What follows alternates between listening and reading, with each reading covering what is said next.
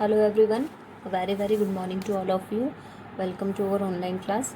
हम लोग question number 8 तक कर चुके थे। अब हमको करना है खाली 3 क्वेश्चंस और हैं आपके पास में, इनको देख लेते हैं। तो क्वेश्चन नंबर 11 है आपका।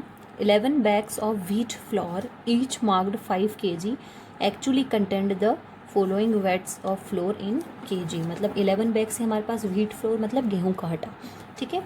तो 11 बैग्स है हमारे पास व्हीट फ्लोर के, ईच मार्क्ड है 5 kg, मतलब हर एक बैग जो है वो कितने kg का है, 5 kg का। Actually content the following weights, actually जो कंटेंट मतलब उस एक्चुअली जो वेट है फ्लोर बैग्स का वो आपको यहाँ पर दिया है कितना, 1 2 3 4 5 6 7 8 9 10 11 बैग्स का, ठीक है। Find the probability that any of these bags chosen at random contents more than 5 kg of floor.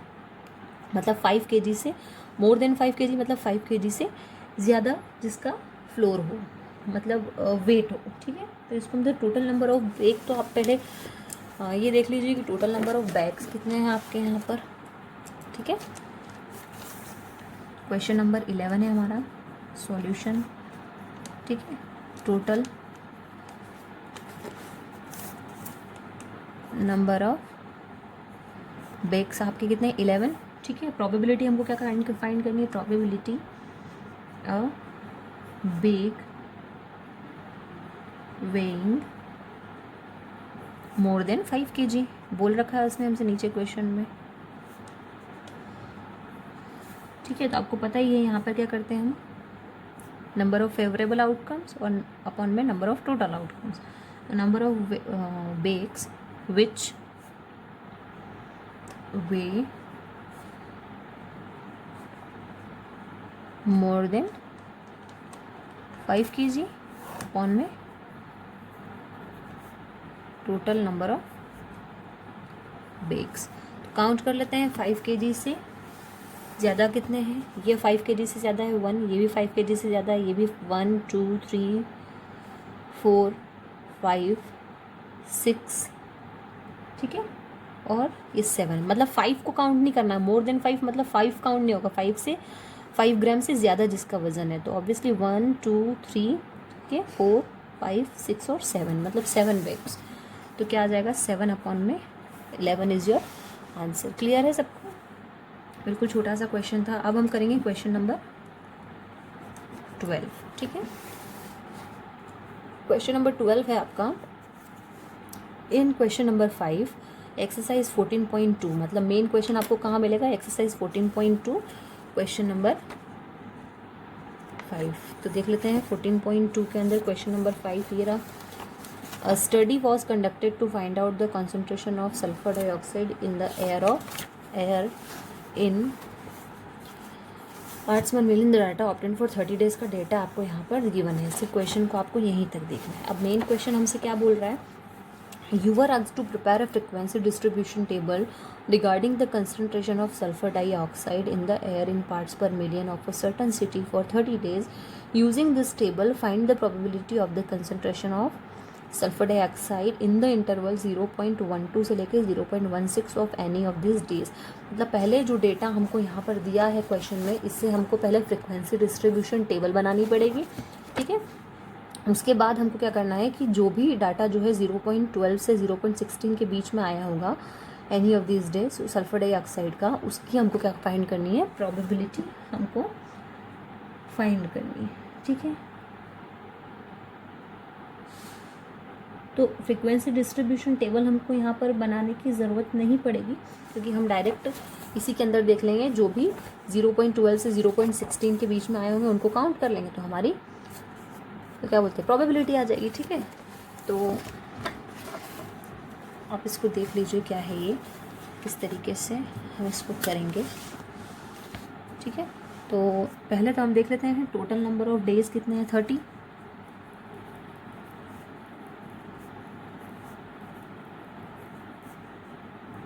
ठीक है। अब प्रोबेबिलिटी हमको क्या फाइंड करनी है, प्रोबेबिलिटी ऑफ, मैं शॉर्टकट में लिख रही हूँ, आप चाहे तो पूरा लैंग्वेज लिख लेना, 0.12 से 0.16 तक का। तो ये देख लेते हैं हम कितना आ जाएगा, नंबर ऑफ डेज 0.12 12 to 0.16 है ना, अपॉन में टोटल नंबर ऑफ डेज आ जाएंगे आपके।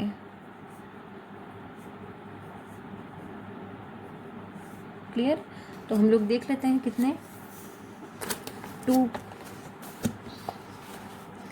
0.12 से 0.16 के बीच के है ना। देखो ये फर्स्ट वाली में तो नहीं है, सेकंड वाली में भी नहीं है, थर्ड वाली में भी नहीं है,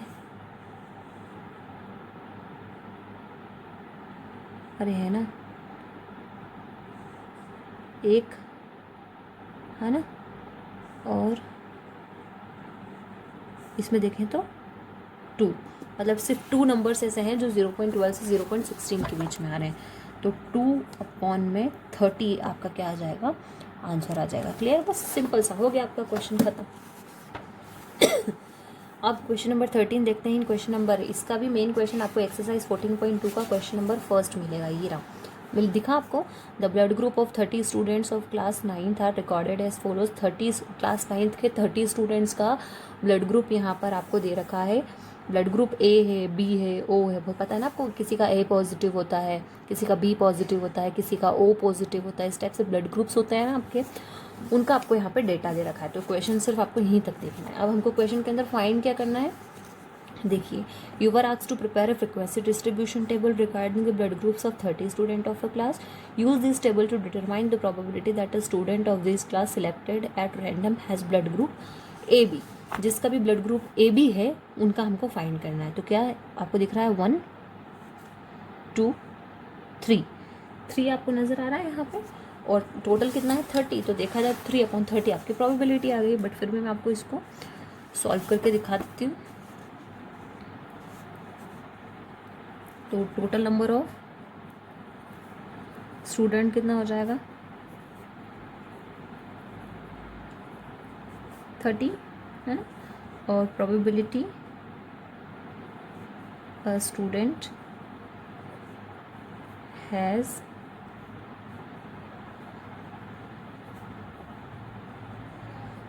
ब्लड ग्रुप ए बी।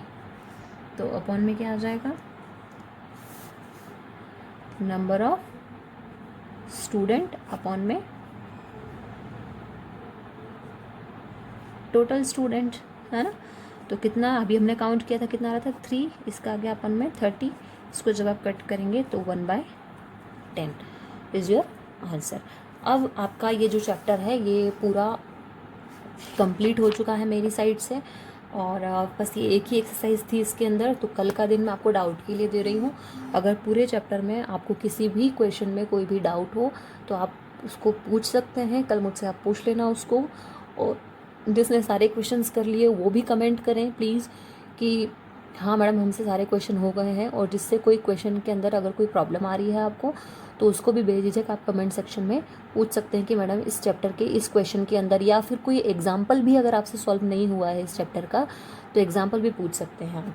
जैसे कि मैं आपको बता दूं कि ये जो चैप्टर है इसका ये जो फर्स्ट वाला एग्जाम्पल है ना, ये जो फर्स्ट वाला एग्जाम्पल दिख रहा है आपको, ये फर्स्ट भी बहुत इंपॉर्टेंट एग्जाम्पल है, ठीक है। तो सेकंड बहुत इंपॉर्टेंट एग्जाम्पल है। तो ये एग्जाम्पल आपको करना ही करना है, जैसे फर्स्ट हो गया, सेकंड हो गया, ये 2 एग्जाम्पल भी बहुत इंपॉर्टेंट है। तो अगर इन दोनों में से कोई सा आपसे एग्जाम्पल नहीं हो या आपसे एक्सरसाइज का कोई क्वेश्चन नहीं हो तो आप बेझिझक मुझसे कमेंट सेक्शन में पूछ लेना, ठीक है। फिर क्योंकि जब मैं टेस्ट लूँगी तो फिर आप में से टेस्ट बहुत कम बच्चे देते हैं, और वो चीज़ आपके नेम रिकॉर्ड हो रहे हैं, उसी के बेसिस पे आपके इंटरनल असेसमेंट होंगे, उसी के बेसिस पे आपको मार्क्स दिए जाएंगे। तो अगर आप टेस्ट नहीं दे रहे हैं, डाउट नहीं पूछ रहे हैं, तो फिर अपने मार्क्स का रिस्क आपके हाथ में है, ठीक है। Okay, thank you.